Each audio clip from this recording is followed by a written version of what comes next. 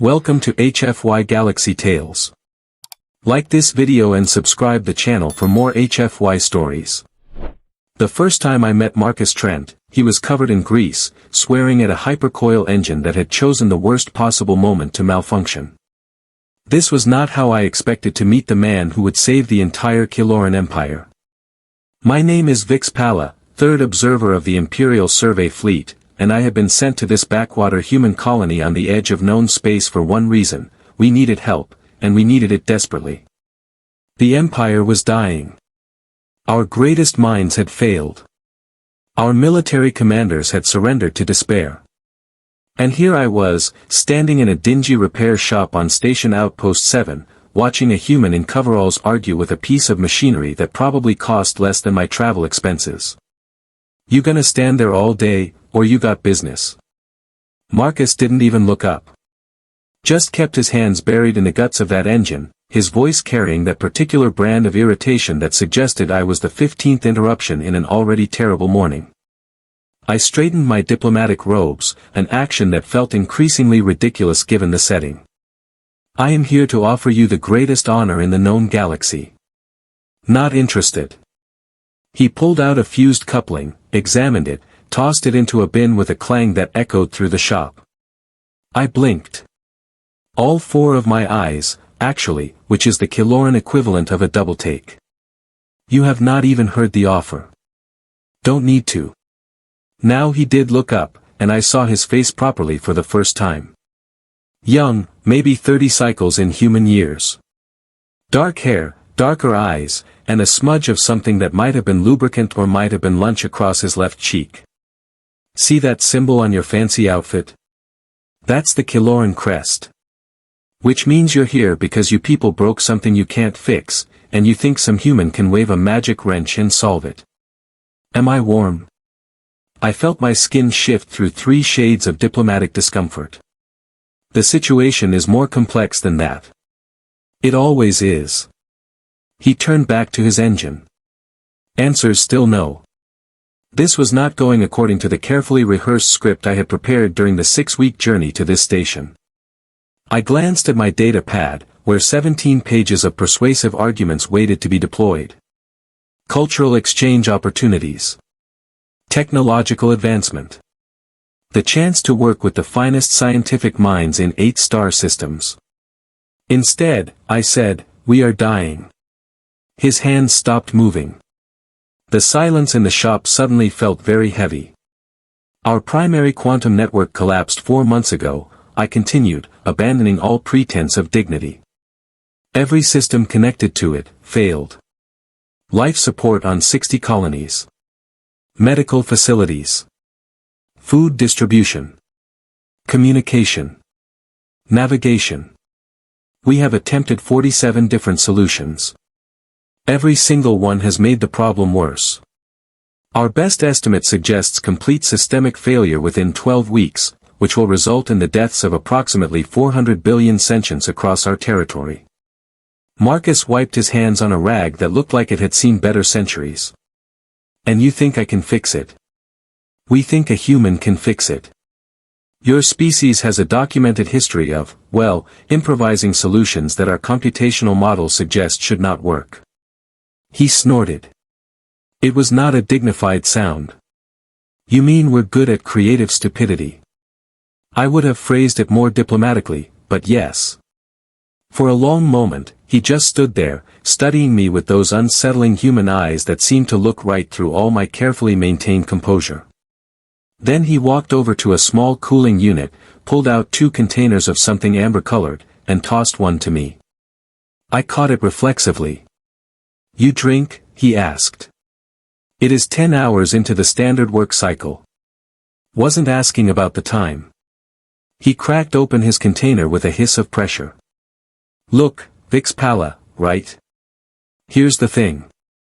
I left Earth because I was tired of people telling me I was special. Tired of the responsibilities, the expectations, all the weight everyone wanted to pile on my shoulders.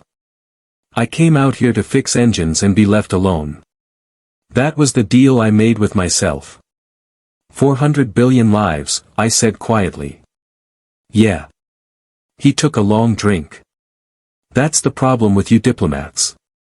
You know exactly what buttons to push. I did not open my container. My hands were shaking too much. I am not attempting to manipulate you. I am simply stating facts. We need help. You are capable of providing it. And time is running out. What about your own engineers?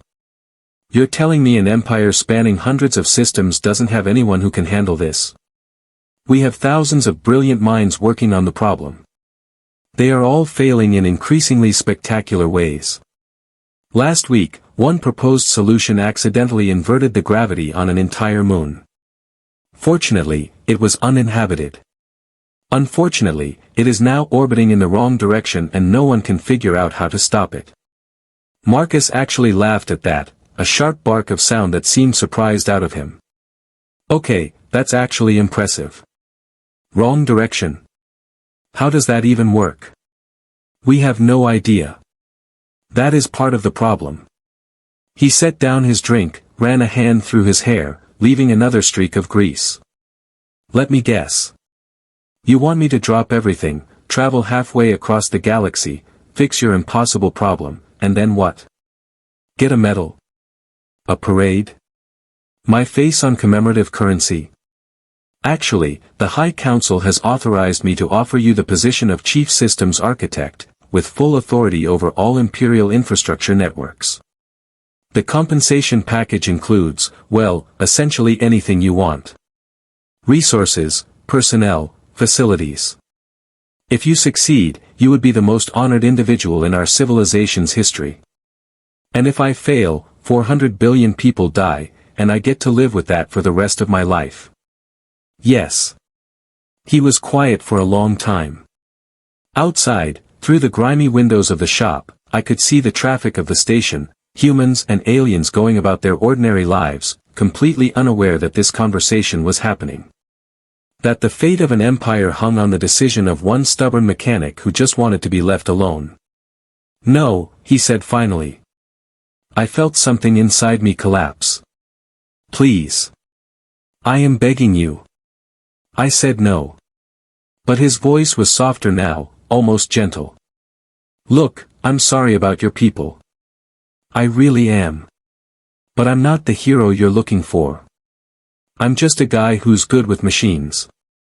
You need someone who can handle that kind of pressure, who won't crack when 400 billion lives are counting on them. That's not me. Then who is it? I demanded, and I could hear the desperation in my own voice now, all professional composure abandoned. Who else can we ask? We have searched every database, every record. You are the 23rd human we have approached. The others either demanded prices we could not pay, or lacked the necessary expertise, or, in one memorable case, tried to steal our ship. You are our last option, Marcus Trent. You are the only one who can do this. That's what everyone always says. Right up until the moment everything falls apart. I wanted to argue. To deploy those 17 pages of carefully crafted persuasion. To offer more money, more prestige, more everything. But looking at him, I realized none of that would work. Marcus Trent did not care about any of it. So instead, I asked, what happened to you? He looked surprised. What? Something made you run. Made you hide out here, fixing engines for drunken freighter pilots and avoiding anything that resembles importance. What was it? That's none of your business. You are absolutely correct. It is not. I finally opened the container he had given me, took a cautious sip. It burned. But I am asking anyway. Call it personal curiosity from someone who is about to watch her entire civilization collapse. Marcus stared at me for a long moment. Then, surprisingly, he started talking. 5 years ago, I was part of a team designing a new drive system for colony ships. Revolutionary stuff, would have cut travel times by 60%. Made expansion faster, cheaper, safer. I was the lead engineer. 28 years old and being called the next great human genius. His voice carried a bitterness that stung. We installed the prototype on a ship called the Prosperity. 4,000 colonists headed for a new world. Big ceremony, press coverage, the works. He paused, took another drink. 3 weeks into the journey, the drive malfunctioned. Something I had overlooked in the design, some tiny variable I had not accounted for. The ship dropped out of hyperspace in the middle of nowhere. Took rescue crews 6 months to find them. By then, 1,400 people were dead. Life support failures, mostly. Some suicides when hope ran out. That was not your fault, I said quietly. Yeah, everyone said that. Design Review Committee cleared me, said it was an unforeseeable interaction of systems, could have happened to anyone. You know what? That made it worse. Because it meant I did everything right, followed every protocol, checked every calculation, and people still died. So I left. Came out here. Decided I would only work on things where if I screwed up, the only casualty would be someone's shipping schedule. Now I understood. And understanding made my task both easier and harder. So you let fear make your decisions. His head snapped up, anger flashing in those human eyes. Excuse me. You are afraid. Of failure, of responsibility, of the weight of consequences. So you hide. You pretend it is a choice, a preference for simplicity. But it is just fear. I held his gaze, all 4 of my eyes steady on his too. And now, because you are afraid, 400 billion people will die. Their deaths will not be your fault either. You can comfort yourself with that thought while you continue fixing engines and pretending you are anything other than a coward. I expected him to throw me out. To shout, to defend himself, to end this conversation. Instead, he laughed. A real laugh this time, full and genuine and surprised. Damn, he said. You really don't pull punches, do you? I am Kaeloran. We are not particularly skilled at subtlety. It is considered a cultural weakness. I'm starting to think it's a strength. He set down his container, crossed his arms. Okay. Let's say, hypothetically, I agreed to help. What exactly am I walking into? And there it was. The crack in the armor. The moment when possibility became real. I pulled up a holographic display from my data pad, showing the complexity of the quantum network that had failed. Layers upon layers of interconnected systems, each one dependent on the others, the whole thing a maze of mathematical impossibility. This, I said, is what we need you to fix. Marcus leaned in, his eyes scanning the display, and I saw something shift in his expression. The mechanic facade falling away, replaced by something sharper, more focused. More dangerous. Well, he said softly. That's beautifully broken. The journey back to the Kaeloran homeworld took 4 weeks, and Marcus spent every single hour of it making my life difficult. Not intentionally, mind you. He was just being himself, which apparently meant questioning everything, suggesting modifications to our ship systems that made our crew nervous, and eating foods that our medical officer insisted should be classified as chemical weapons. It's called hot sauce, Marcus explained for the 3rd time, holding up a small bottle of red liquid that seemed to offend every Kaeloran sense of smell within a 10-meter radius. It's supposed to burn. But why? Our navigator, Pixtoran, asked with genuine confusion. Because it's delicious. Your species has very concerning ideas about pleasure. I could not argue with that assessment. But despite his habits, or perhaps because of them, the crew started warming to him. He fixed a malfunctioning air recycler in engineering without being asked. Showed our weapons officer a more efficient way to calibrate the targeting arrays. Even made the ship's commander laugh with some incomprehensible human joke about quantum mechanics and a bar. And at night, when he thought everyone was asleep, I would find him in the observation deck, staring at the holographic display of our broken network, his face illuminated by that soft blue glow, his mind clearly working through problems that had destroyed our finest scientists. You should rest, I told him one such night. He did not look away from the display. Can't. There's something here, some pattern I'm almost seeing. Your engineers approached this like it was a single catastrophic failure. But that's not what this is. What is it then? It's a cascade. Someone made a small change somewhere, probably thought it was an improvement, and it propagated through the whole system like dominoes falling.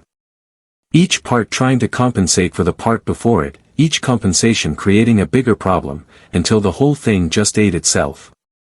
I moved closer, trying to see what he saw in that tangle of light and mathematics. Can it be fixed? Everything can be fixed. Question is whether we can fix it before your 12-week deadline runs out. He finally looked at me, and there was something haunted in his expression. No pressure, right? I apologize for placing this burden on you. Don't. His voice was firm. You were right back on that station. I was hiding. Maybe I still am, just with better excuses. He turned back to the display. But I'm here now.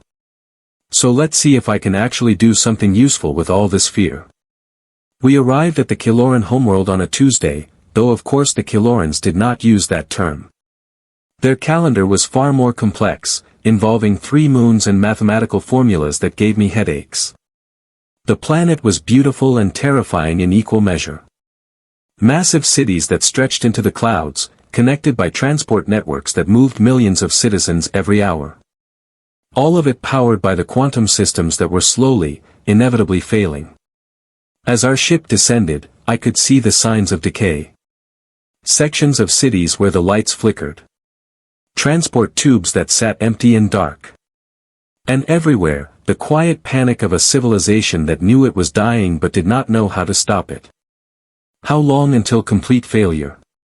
Marcus asked quietly. I checked my data pad. 8 weeks, 3 days.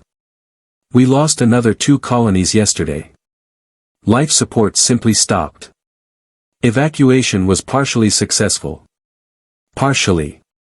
46,000 casualties. His jaw tightened, but he said nothing. What was there to say? The High Council was waiting for us at the central governance spire, which was exactly as impressive and intimidating as it sounded. 12 of the most powerful individuals in the Empire, each one representing millions of worlds, billions of lives. And every single one of them looked desperate. This is the human.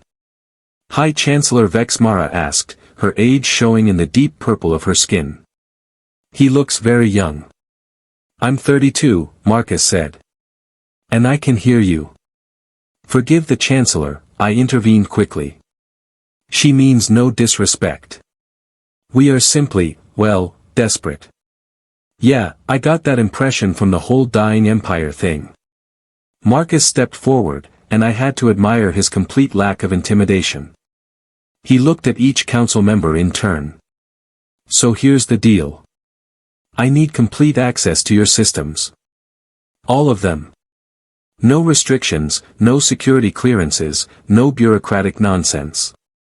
I need your best engineers assigned to me, and they need to do exactly what I say, when I say it, no questions asked. And I need every politician, administrator, and middle manager to stay out of my way and let me work.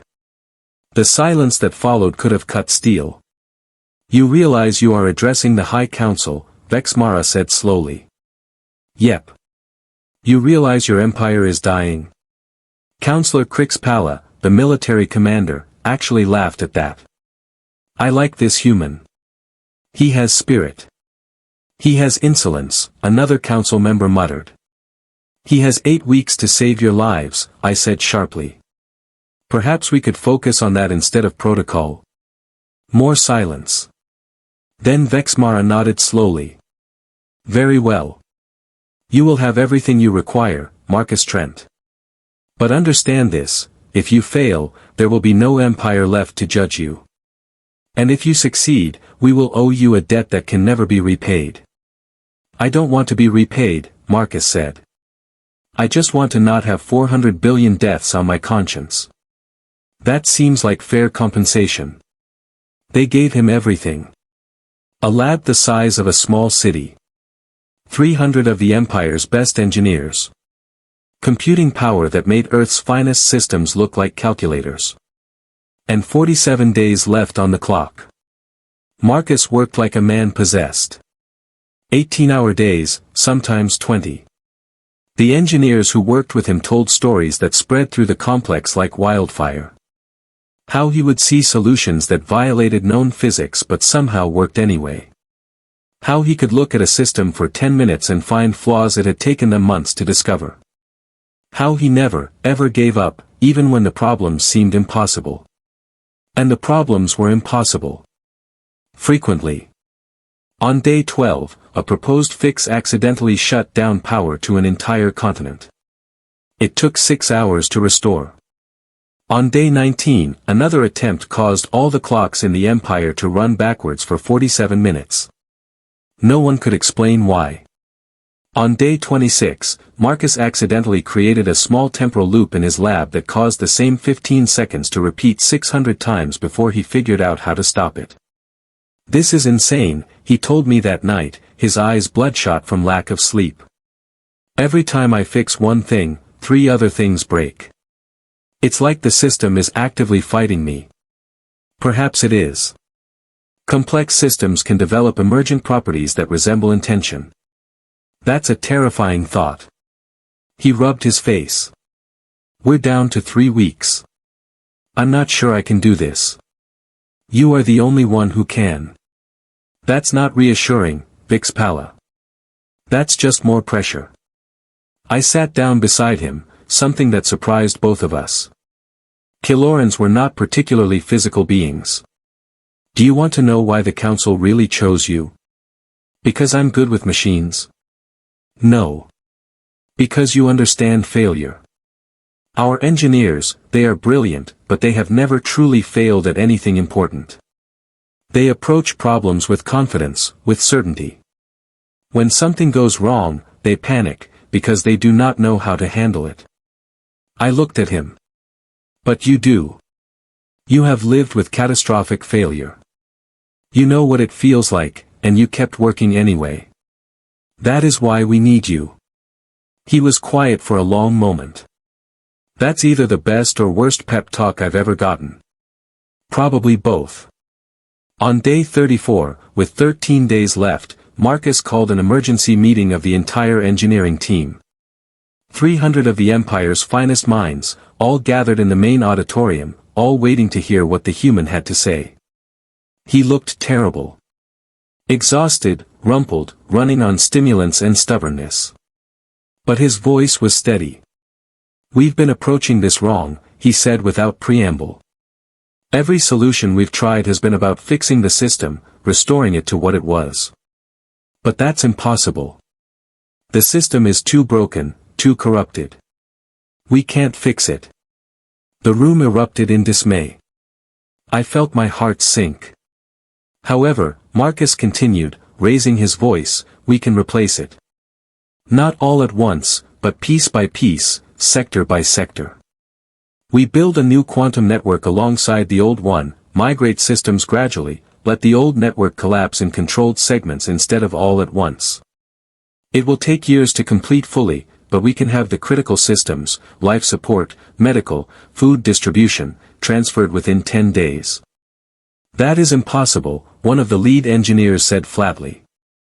"The integration complexity alone would take months to calculate." "Not if we cheat." Marcus grinned, and there was something slightly manic in it. "Not if we use the old system's own collapse to power the transition.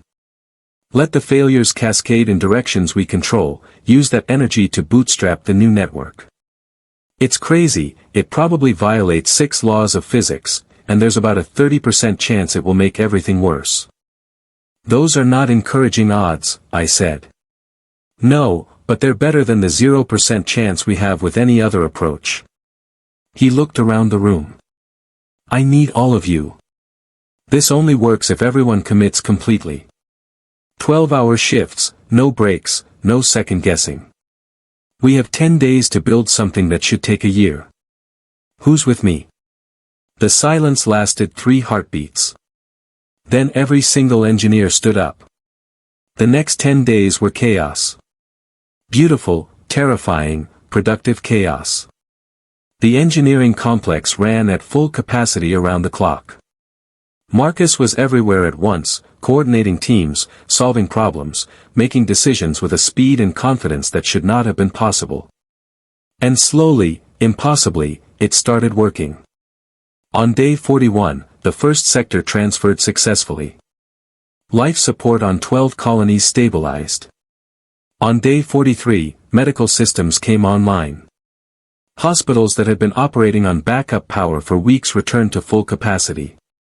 On day 45, the food distribution network switched over. Famine warnings disappeared from 50 worlds. On day 47, with less than 12 hours before the projected total collapse, Marcus initiated the final cascade. The old network's failure, carefully directed and controlled, provided the power surge needed to bring the new system fully online. It should not have worked. Every calculation said it was impossible. But Marcus Trent had never been particularly interested in what calculations said was impossible. The moment the transfer completed, the entire engineering complex went silent. 300 engineers, holding their collective breath, watching the status displays. Waiting to see if they had just saved an empire or destroyed it faster. Green lights, one by one, across every system. Every colony. Every station. All stable. All functioning. Someone cheered. Then everyone was cheering, crying, embracing. Kaeloran Reserve completely abandoned in the face of sheer, overwhelming relief. Marcus just sat down on the floor, put his head in his hands, and started laughing. Or maybe crying. Possibly both. I sat beside him. You did it. We did it, he corrected. I just pointed everyone in the right direction. That is what leaders do. Before he could respond, the High Council arrived. All 12 of them, moving with a formal precision that suggested something important was about to happen. Vexmara approached Marcus, who struggled to his feet. Marcus Trent of Earth. You have saved our civilization. There are no words adequate to express our gratitude, no honor sufficient to recognize what you have accomplished. Therefore, the Council has voted unanimously to offer you the highest position in our empire. We name you Architect Sovereign, ruler of all systems, commander of all resources, with authority superseding even this council. We offer you a throne, a legacy, a place in history. We ask you to lead us into the future you have given us. Marcus stared at her. Then at the council. Then at me. No, he said. I beg your pardon. I said no. Thank you, genuinely, but no. I don't want to rule anyone. I don't want a throne or a legacy or any of that. I did this to save lives, not to become some kind of emperor. Find someone else for your throne. I'm going back to my repair shop. The council looked stunned. Vexmara opened her mouth, closed it, tried again. You refuse? I do. With respect, but yes. What happened next would become legend throughout the empire. Vexmara smiled. Actually smiled, which I had never seen her do. Very well. The council accepts your refusal. However, we also declare that anyone who would refuse such power for such reasons is exactly the kind of individual who should wield it. Therefore, by unanimous decree and by the authority granted to this council by imperial charter, we name you Architect Sovereign regardless of your wishes. You may refuse the throne. You may refuse the title. You may refuse every honor we offer. But you cannot refuse who you are or what you have proven yourself to be. That's insane, Marcus protested. Yes, I said, smiling myself now. Welcome to Kaeloran politics. And that is how Marcus Trent, who wanted nothing more than to fix engines and be left alone, became the reluctant sovereign of the Kaeloran Empire. He protested regularly. Refused to attend most ceremonies. Insisted on maintaining his repair shop, which became the strangest throne room in galactic history. But he also quietly revolutionized our infrastructure, trained the next generation of engineers, and proved that sometimes the best leaders are those who never wanted to lead at all. 400 billion lives, saved by a man who just wanted to be left alone. Humanity, I decided, was absolutely terrifying. And I could not have been more grateful for it.